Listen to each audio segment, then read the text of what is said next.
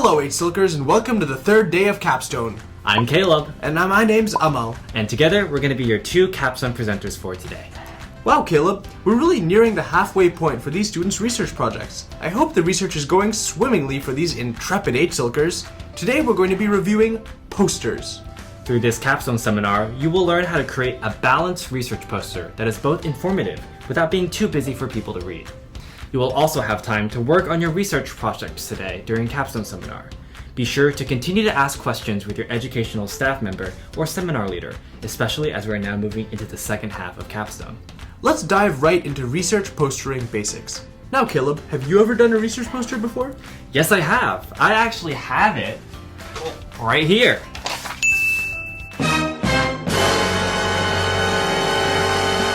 Oh.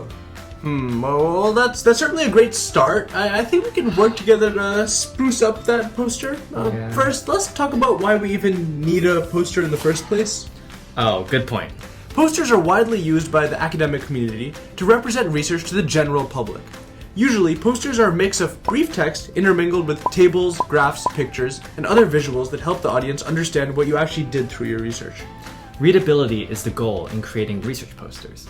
You want to present information that is both well-organized and visually stunning in order to draw attention to important parts of your research and keep readers engaged. That's right. Good posters are readable, especially at a distance. Let's start with a blank sheet of paper to begin drafting a sample poster. Great. So let's start with the title. It should be short and attract interest. You're totally right.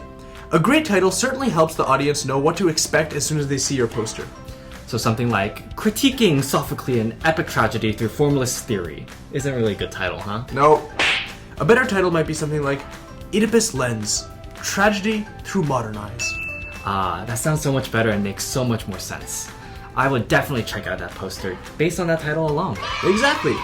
Make the title punchy, memorable, and informative, and you've got yourself a great start to the poster. Now that we've gotten that out of the way, let's drill deeper into the content of a poster. I want to present my entire research project on this one poster. Whoa, slow down there.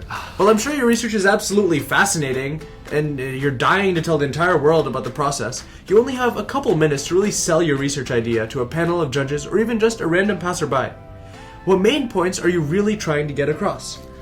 Well, I guess the three main things I really want to incorporate are the most important, interesting, or astounding findings from my research project, visual cues like charts, graphs, photos, and images that go along well with my research, and I also want to leave out any potentially unnecessary information that I might just cover in my oral presentation, so I save space on my poster.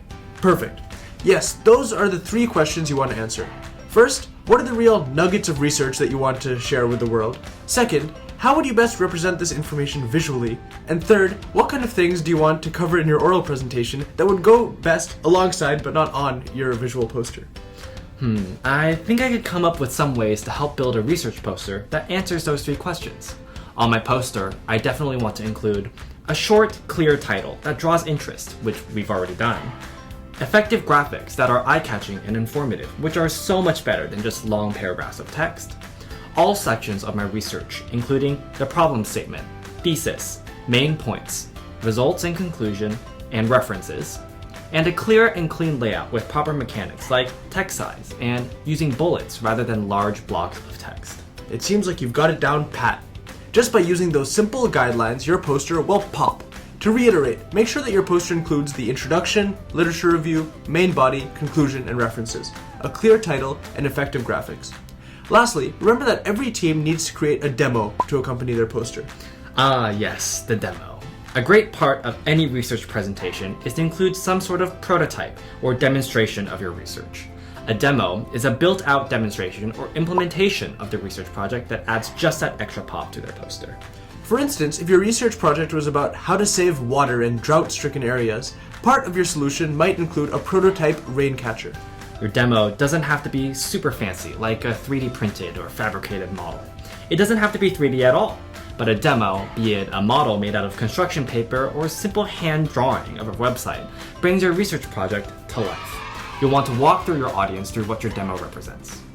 Well, be creative when coming up with your demo. Effective demos aren't necessarily elaborate, but impactful.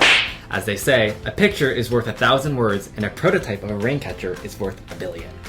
You will have access to construction paper, markers, and other art supplies to create your demos. Feel free to work on these outside of seminar in your free time. Be advised that you only have a couple days to work on your poster, presentation, and demo, so understand that you're not expected to dazzle us with how elaborate your demo is, but rather the effectiveness in communicating your problem solution. That seems fine and good for a science and engineering project, but what if I'm trying to do an arts or a social sciences research project? In that case, your demo can be as simple as an annotated piece of poetry or an infographic meant for a wider audience. All we want is something demonstrating an application of your solution or conclusion. An example, if you will. Great. Thanks for clearing that up, Amal.